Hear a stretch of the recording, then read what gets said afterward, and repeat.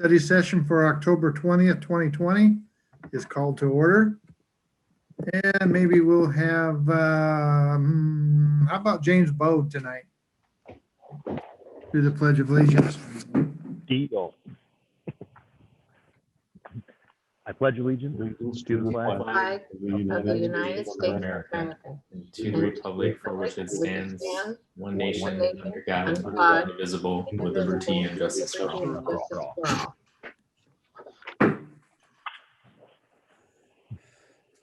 All right. Tonight, we're going to have Finance Director Aaron B. Miller to discuss the 2021 budget. Thank you, Mayor. Good evening, Mayor, Deputy Mayor, council members. Got 4 things that we want to try to get done today on the budget.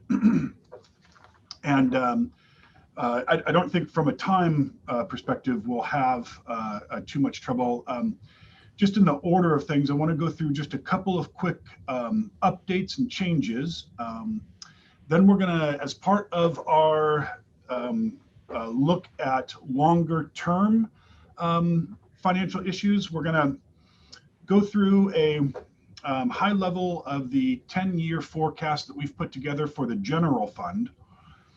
And then Director Ziegler and Director Harris are going to come on after that and go through the CIP, which is included in your budget this year. And then also we've received a few questions, and so we want to go through those at the end. And then, of course, any questions or comments along the way, we'll take care of those as we go. So a couple of changes we want to talk about. You should have received an email from our city clerk giving you a revised page 25 and 26 of the proposed budget. The reason that we gave you both pages of that is so you can just slip the old one out and put this new one in its place on your books. There isn't a significant change. Well, there's only one change really, and that is to the resource chart, the very bottom chart on the page, on page 26. That got messed up as I was putting it together, and so the new information that we've sent cleaned that up and made sure that the resources were in the proper columns. All of the resources were, or rows, all of the resources have been there. They just were showing in some different areas than where they should have been. So that's the first change. The second change that we have is the proposed budget as we provided it did not include a sewer tech in training position, a new position in 2021 that should have been in there. So that position is going to cost just about $80,000. And when we bring the final budget to you, we'll have an increase in the sewer fund expense of that. So one additional position in the sewer fund that was meant to have been included in there that was missed when we put the proposed budget together. So those are the 2 changes that we have right now for you. Moving forward then, if there are no questions on that, we want to get into the 10-year forecast. And let me share my screen. Hopefully everybody is seeing an Excel chart. So there's 2 views to this, and let me just take. Can you make that bigger? Yes, I hope so. Does that help at all? Yeah, Is that better? yeah, I can see it. Okay. You have to unshare your screen and then reshare. I got to stop sharing it and then make it larger. Let me see here. And I've done that. Okay. Now, how's that? Any different? That's better. Okay. Good. So 10-year financial forecast. And we've talked about forecasts before. Forecasts are only as good as the assumptions.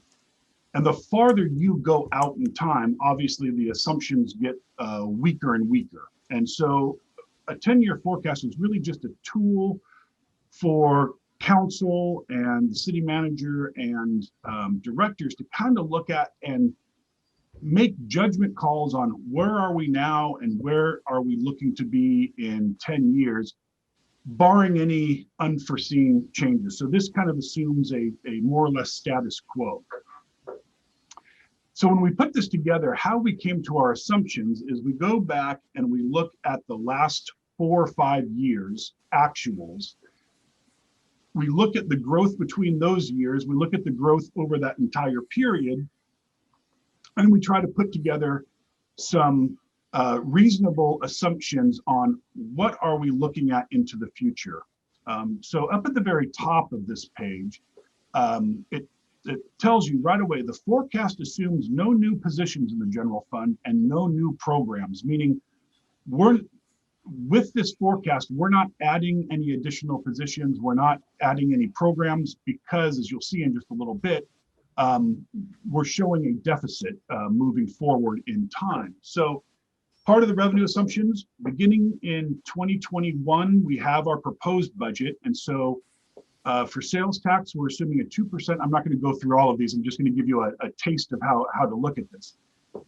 In sales tax, we're assuming a 2% growth from 2021 in 2022, and then a 2% growth again in 2023 from 2022, and then 3% in 2024, and then 4% looking out. So we're not really being overly conservative here. We're assuming that the COVID environment will end, that revenue growth will begin again.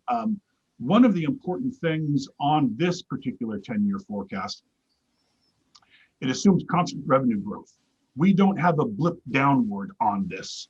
Over 10 years, it's probably not a great assumption, but it's one of those things like, where do you put that in and how much do you put in? And so as a planning tool on this particular one, we haven't included that. So we've got these assumptions going down for the revenue side. On the expenditure side, we do the same thing. Wages, we've looked at the previous several years and we've assumed a 3.8% increase annually. Benefits annually an 8%, and all of these are more or less averages over time. But benefits one year might be 2%, another year might be 12%. So, hey, Aaron. Yeah. We're only seeing the revenue side. Can you scroll down on your spreadsheet? Oh, I'm just. Can you see this? I'm still just up here. Yeah. Okay. Okay. Yeah. I'll scroll down in just a second. So service charges 3%, and supplies, equipment, so on and so forth. Capital, very little capital. We're assuming the general fund will have $50,000 beginning in 2022, and then we add 20,000 every even year.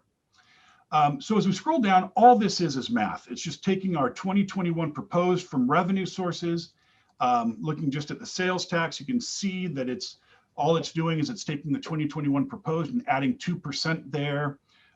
Moving across, it's 2% there, 3 there, 4 there. So we're just following those assumptions as we go out. And as you can see, it's not too far off what we generally consider on this bottom line of revenue growth. We usually think of revenues as anywhere between 3 and 4%.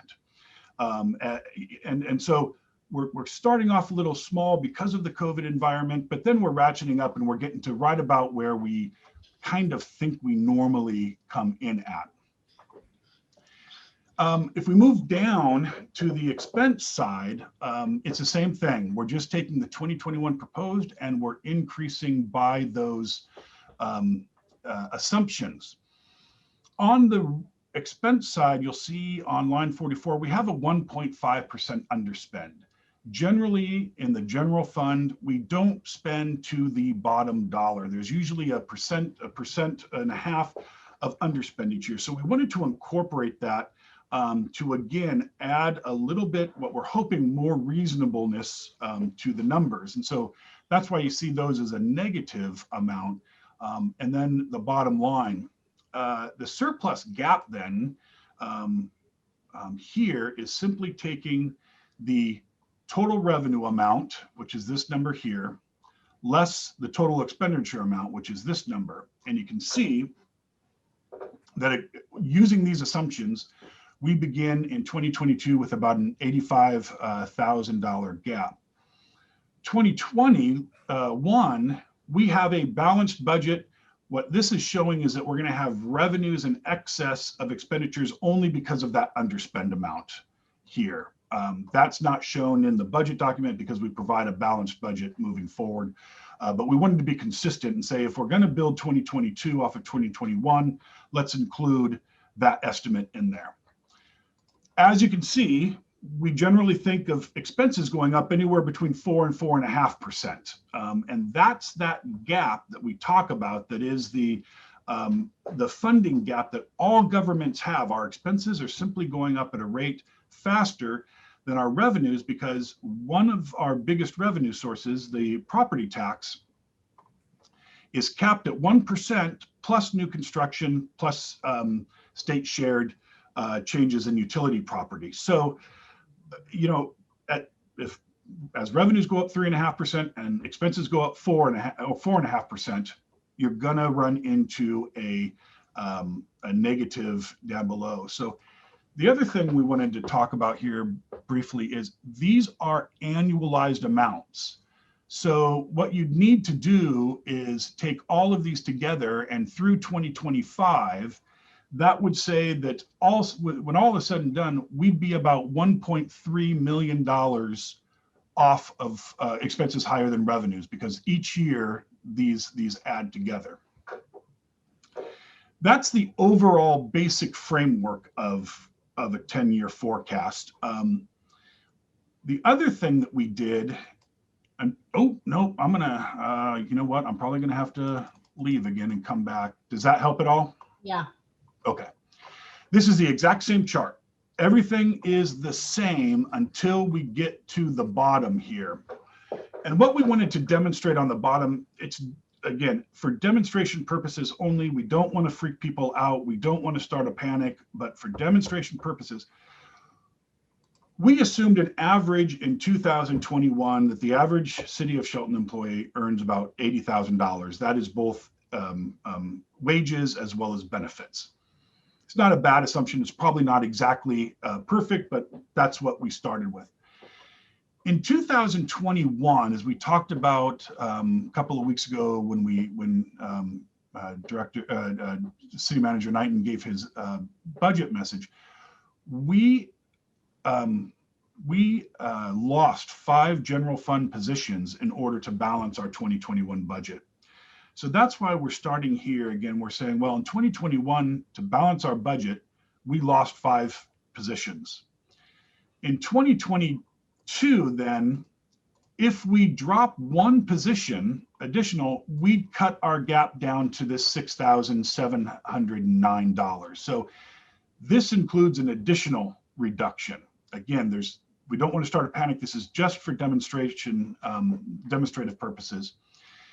In 2023, we had to drop 3 more to basically balance our budget at a positive 5,000. And it just continues on down the line. We stopped at 2027. You get the point, I think, by the time we get out here. These, again, are not cumulative. So you'd have to add all of these up. And according to this chart, as it is for demonstration, you know, the general fund would lose 15 positions between the end of 2020 and the beginning of 2028 in order to continually have a balanced budget. And again, a lot goes into this. This assumes constant revenue growth. It assumes constant expense growth. And there aren't those little waves that will come through. But we wanted to put this forward just as an opportunity to allow council to really start chewing over some of the issues that we're looking at as we go forward. And I don't have a whole lot more to discuss on this, but happy to answer any questions that you might have. Aaron, could you go over real quick what the general fund pays for generally? Generally for the general fund. Sure. What departments and what services? You bet. So the general fund pays for those, what I guess most people would consider the traditional services of government. It has your council, your city manager, police department, municipal court, human resources, information technology, finance, city clerk. So it has all of those kind of administrative functionings of government.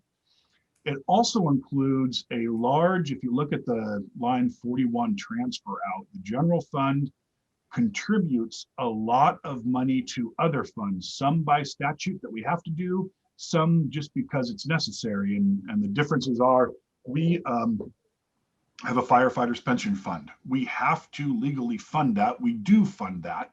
But that's a general fund expense where we transfer money out of the general fund and into the firefighters pension fund. It also, one of the transfer outs is also to street operations. Street operations needs general fund support in order to fully maintain its service level. So we do use general fund in a lot of other areas, as well as supplemental funding to those.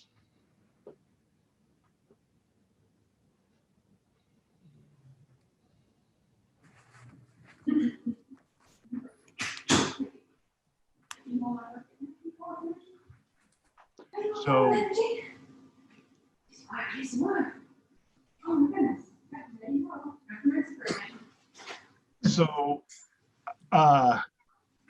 again, what we'll be doing over the next couple of weeks is we'll start adding some twists and turns. We'll make some additional assumptions. This is just the base assumption, but as we move forward, you know, we'll look at what if scenarios and what if this happens or what if that happens. Again, we don't want to go too far in either direction. We don't want to get so far conservative that we end up looking like we have to make decisions that we don't need to make, but we don't want to go so far to a rosy side that we aren't reactive as soon as we need to be in order to meet ongoing needs. So again, I don't have much more to add other than that, unless there are questions. Any questions for Aaron? Can you give us a little bit more detail about how you arrive at 2 and 2.7% and 4% growth? Yeah, let me bring it back up here. So what we do is we take our previous 4 or 5 years actuals, and we try as best we can to look at apples to apples. So we try to take out one-time things that aren't, you know, non-ongoing things. And then we want to look at not only the percent changes between each year, but we want to look at the percent changes over a period of time. And so we'll look, we'll do a percent change from each year, but then we'll also look at a 3-year trend and a 5-year trend. And then from there, we just, you know, the 2% growth in sales tax, for instance, where it's been 4%, sales tax has been really good, but we're not expecting that to continue in the time of COVID. So there are just some, you know, blanket assumptions that just seem to make sense over time. But that's the philosophy behind coming to these numbers. And again, they are absolute assumptions. I can't, you know, there's no guarantees in here. There's no absolutes in here. It's just a model for us to say, if these things are true, this is what it looked like, and we can shave a little bit or add a little bit either side to kind of give it a little bit of perspective on assumptions that make it further one way or the other, if that makes sense. Hey, Aaron, I have a question way back on the firefighters pension fund. Okay. Page 123. Yep. Okay, so you kind of answered it already. The funding comes from the general fund, right? Correct. Okay, so total revenue right down there in 2021, the number beyond that is a minus 30,000, right? Yes. Yep.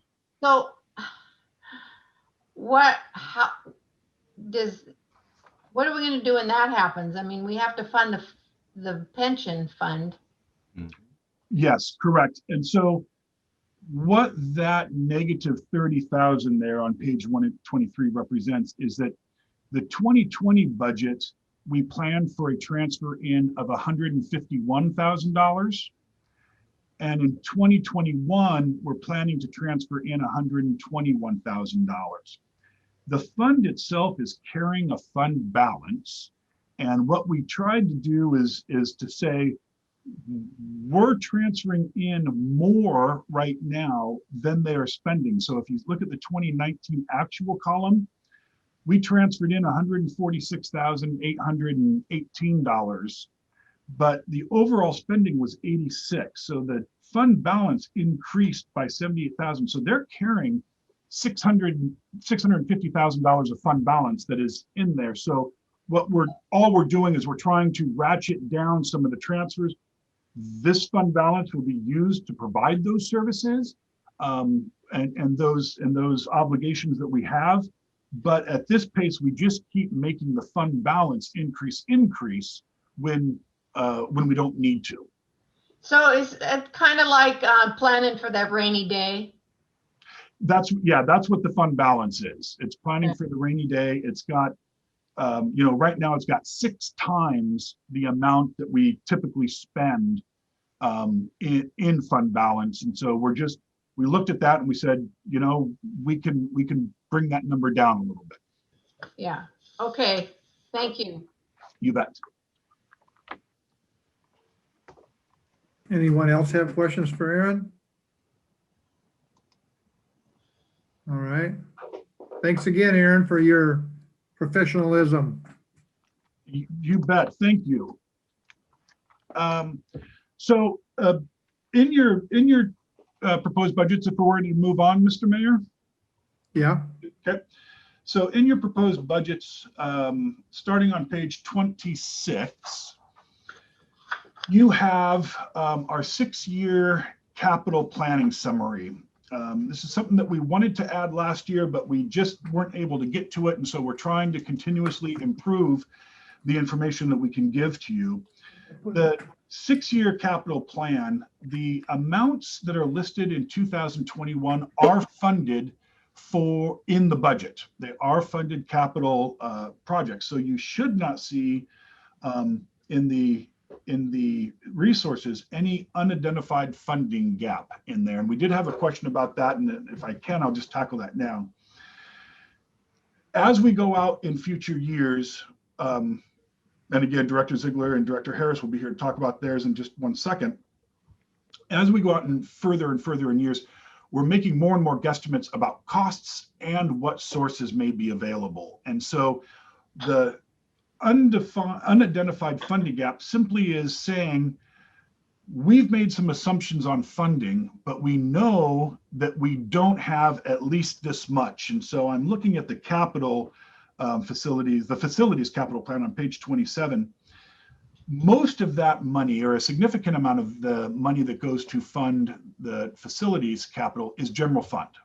So each year we have to see where we're going to be with general fund expenses, where we are with general fund revenues, and then decisions have to be made on what are going to be our priority spending. So what Director Ziegler had put out here is he put out a plan of what he thinks he needs to do moving forward in time from a capital perspective. And then below we show the funding. And as you can see, as we go out, basically what he's saying here is, look, it's going to be general fund. At this point in time, we don't have any other resource but general fund. As we go out in time, those get a little bit more shifty, harder to pin down. But we wanted to at least allow council to see what, from Director Ziegler and Director Harris's perspective, are the most important capital needs moving forward for the city through the 6-year period of time. So with that, I don't know who's going to go first. Mark, would you like to go first? Sure, I'll take it on. So as Aaron just, I guess, segued into the facilities capital plan is on page 27. 2021 projects include the Civic Center parking lot, the gravel lot next door, which is being led by our Public Works Department in cooperation with a lot of other departments here at the city to get that project to fruition. A cargo van for our facilities department, and then parking lot maintenance at the Civic Center and the library, which is seal coating, crack sealing, striping, those kinds of activities that haven't happened for some time. And as Aaron mentioned, as we get out further, we have, I guess, less refined cost estimates that will be refined as we move forward, like the membrane replacement at the library deck. We had some bids on that a year ago, so we've got a pretty good cost going into this year, next year, and the year forward. We'll just have to add a percentage or get some refined estimates from contractors and suppliers. UPS battery replacement at the fire station, uninterrupted power supply there that manages a power system in the event of a failure from the grid until the generator kicks in. City wayfinding markers, again, bringing the ability to add wayfinding throughout our community for visitors and residents alike, to local businesses, attraction, parks, things like that. Something that would be uniform and consistent and well thought out and planned, and not piecemeal together. There's security issues in here as we move down the list, from electronic door locks that would be a fob or a key or a key card that would help us with security in our facilities. A lot easier to manage than keys. You can code people out of them, limit access to certain areas of the building, as well as some of our systems like the fire alarm system in here that is now well over 20 years old, and we're not able to get parts for it, and it's not serviced anymore. And we're going to come up against these types of system replacements over the next several years as our facilities age, including some roofs and flooring and cubicle reconfiguration as the city changes, not only as COVID, as we've learned through COVID, working from home, or just reestablishing how roles are played here. That reestablishes how office spaces are configured here too. So looking at those needs in the future. And then something as simple as maybe remodeling the kitchen in the Civic Center downstairs. It's essentially a residential kitchen. And if we continue the use over 25 or close to 30 years, it's going to need some remodeling at that point, much like everybody's home kitchen after 30 years. And I'll jump into parks unless there's some questions specific to facilities. Okay. As we move into the Parks Capital Facility Plan, a lot of these you may recognize from our PROS plan that was adopted recently, the Parks, Recreation, Open Space and Trails Plan. For next year, there's some upgrades to the Callahan Park, irrigation and fencing. Quick little project to establish a sidewalk across Highland for Ravenna Trail to the sidewalk on 7th Street.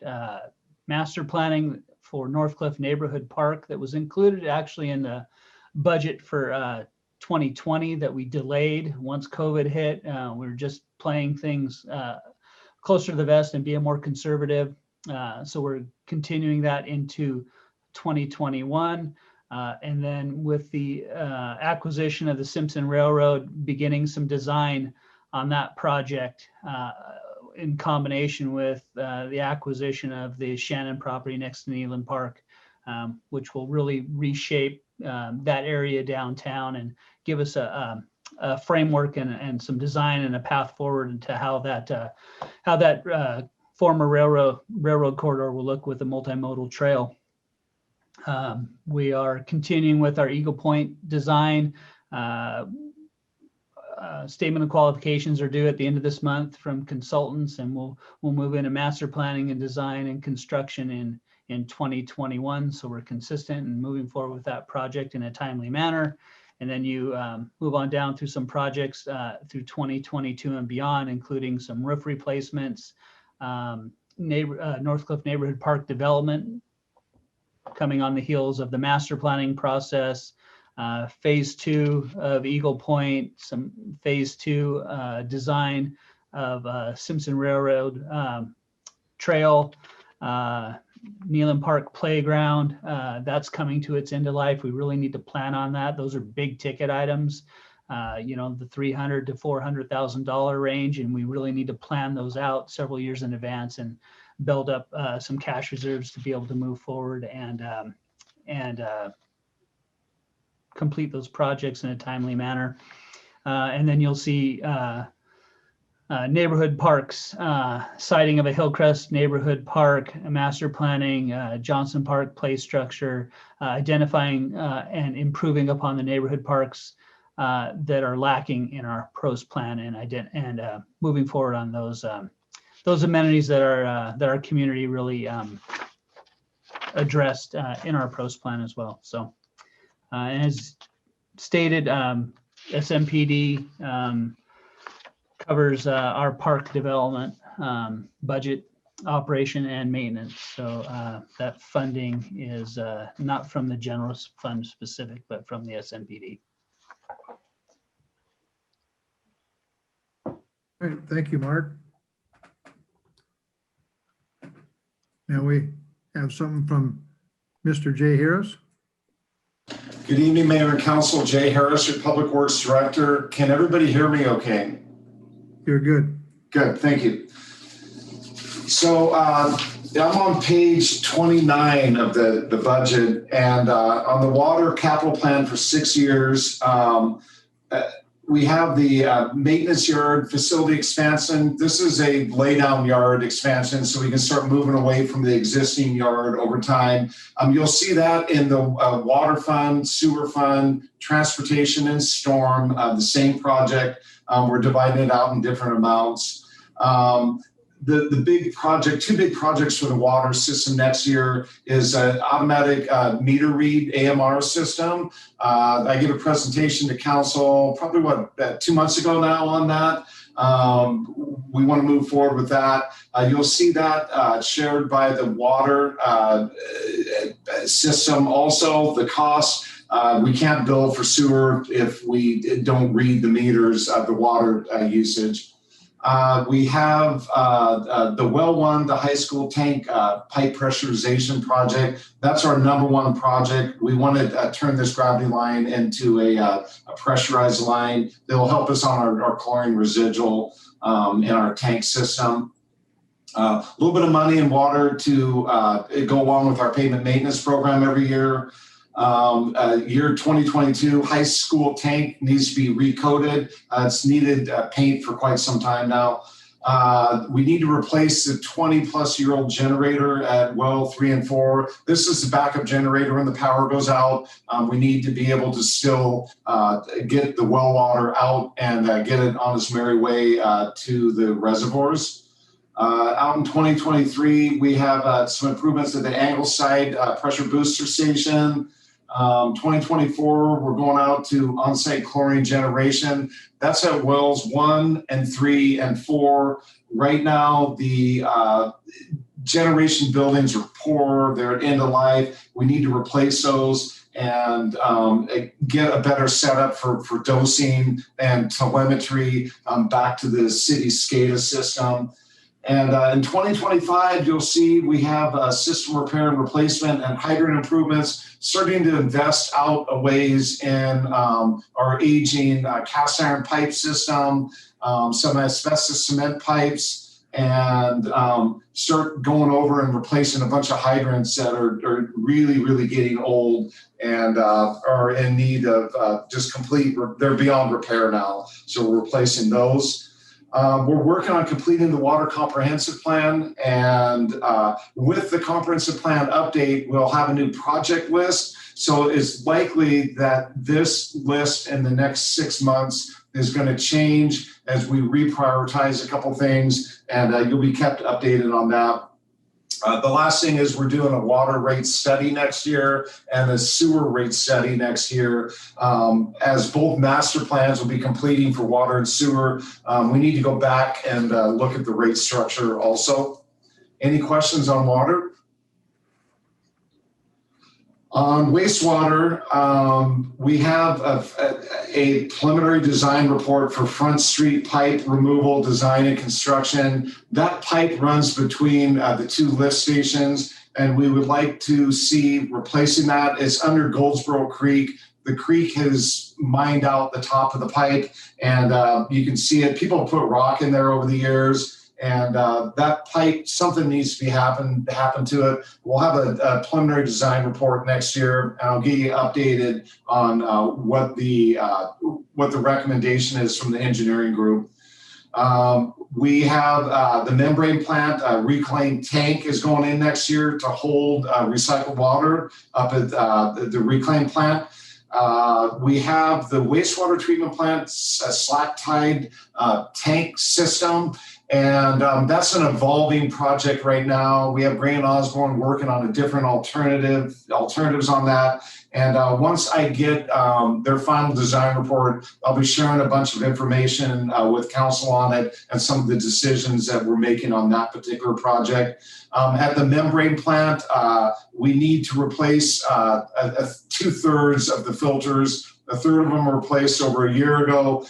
We need to finish the other two banks of filters, and working on the master plan update, as I spoke to earlier. There's that AMI project that's shared with the water meter system project. There's the maintenance facility project. Pavement maintenance, a little bit of money on the sewer system. That could be replacing some broken joints, that sort of thing, and getting the road patch ahead of us, overlaying. We need to videotape the lines, obviously, before we pave. And those are just budget numbers. Sometimes you have to replace the whole line. Other times you just have to raise a manhole rim. So until we really get into the pavement maintenance, the actual projects, those are sort of placeholder numbers there. Moving out a little ways, just some capacity studies for the membrane plant. Need to buy some property up there also. The expansions are ways out at the membrane plant. I want to make sure that we have additional land available before something happens around us and then it's not available. This is a long-term investment we have there, maybe 100 years, right? And so we should plan out and acquire the property now rather than having to relocate the plant in the future because we didn't have enough space. And then with that, we're working on some force main inspection projects. Those are the pressure lines. Have some biosolids processing projects we have to do. Getting back onto I&I, starting some pre-design in 2022. And that's pretty much it. All the other projects are sort of placeholders away out there. We're working on the comprehensive plan for wastewater. And again, these projects are probably going to change a few years out and the priority of them as the new master plan comes out. On the storm drainage capital plan, you can see we're not doing a whole lot. We got a little bit in there for the pavement maintenance program, and we have some money out in 2022 to get some flood reduction projects done and other types of master plan updates. And the Birch Street house, need to put some detention in there. And most of it is completing the rate study that our finance director has noticed or noted that at the current rate structure, we're going to be spending the fund balance down to zero next fiscal year. That's what's projected right now. So we're working with the consultant right now, and we'll be getting with you. I think we're on the calendar for the first meeting in December to tell you where we're at right now, and probably be talking to you guys about a final rate adoption sometime in February or March of 2021. And equipment maintenance and rental. The big project right now is to replace our street sweeper with a vacuum style sweeper. and retire this older sweeper. We'll probably keep it. There isn't much trade-in value on it. Probably keeping that. And then a few things for the shop. You'll see the maintenance yard project there again. That's the laydown yard that we need to expand. And a grader in 2022. The old grader is from the 70s and parts just aren't available for it anymore. So we need to get a much smaller one that's a lot more navigable. The grader we have right now is very difficult to use. It's pretty big. We need to replace our patching machine, small backhoe in 2023, replace our forklift that's old, and another dump truck in 2023 that we use all year round. The EM&R fund, sewer uses it, water uses it, storm drainage uses it, and then we also use it obviously during the winter time for snow removal. So that's what we have in the future here. I guess way out, one thing is real important at the bottom of EM&R is the fuel tank upgrades. The tanks that we have now are 30-something years old, and they're fine. They still work fine, but they're too small for our needs. I did a fuel analysis, and what we need to do is in like the Cascadia subduction zone earthquake, we should be able to run on our own for up to 2 weeks and not expect a fuel delivery. And so we'll be working down the road on getting larger tanks and be ready, prepared for a larger emergency. You can see that project's a ways out. I'd like to try to move that forward if we could a few years. I'll be working on that as one of our priorities and try to get emergency diesel for generators and unleaded fuel, obviously for the police cars. We'll be running, 24-hour shifts, those sorts of things. So our fuel needs will go up. But I think that's a real important project that we need to try to move forward. With that, does council have any questions? And I also just wanted to say, Mayor and Deputy Mayor and Council, that this is our planning process. We're looking far out strategically to determine what we need to provide the services that Shelton expects. And this is our plan or how we're going to do that. We can lay it out on paper. You can see what the expected costs are, and then tell us, if we're headed in the right direction or if it's something, different priorities, and we can discuss those at a later time. But I wanted to make it very clear to council that we are working on a plan, and we are definitely looking forward to what our needs are going to be and how we're going to address those needs. Good. All right, anybody else? All right. Thank you, all your participants. The study session is now adjourned at 5:44.